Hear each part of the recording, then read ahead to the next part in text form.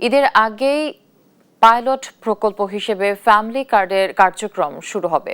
এজন্য অর্থমন্ত্রীর নেতৃত্বে গঠন করা হয়েছে ঈদের আগেই পাইলট প্রকল্প হিসেবে ফ্যামিলি কার্ডের কার্যক্রম শুরু হবে।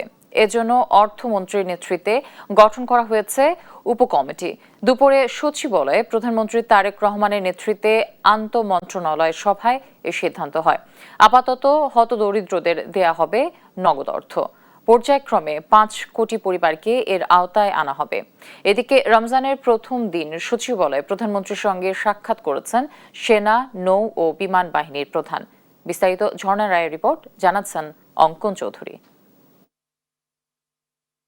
রমজানের প্রথম দিন বৃহস্পতিবার সকাল 9:30টার দিকে সচিবালয়ে আসেন প্রধানমন্ত্রী তারেক রহমান। সচিবালয়ে দ্বিতীয় কার্যদিবসে ব্যস্ত সময় পার করেন তিনি।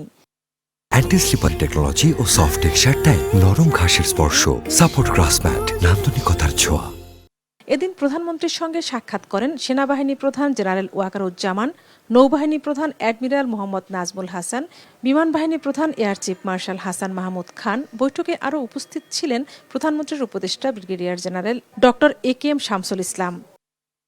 এই সাক্ষাৎ শেষে ফ্যামিলি কার্ডের বিষয়ে আন্তঃমন্ত্রণালয় বৈঠকে বসেন প্রধানমন্ত্রী তারেক রহমান। স্থানীয় সরকার, স্বরাষ্ট্র, খাদ্য, কৃষি, সড়ক পরিবহন সহ বিভিন্ন মন্ত্রণালয়ের 12 জন মন্ত্রী ও 2 জন উপদেষ্টা নিয়ে এ সভায় সভাপতিত্ব করেন তিনি।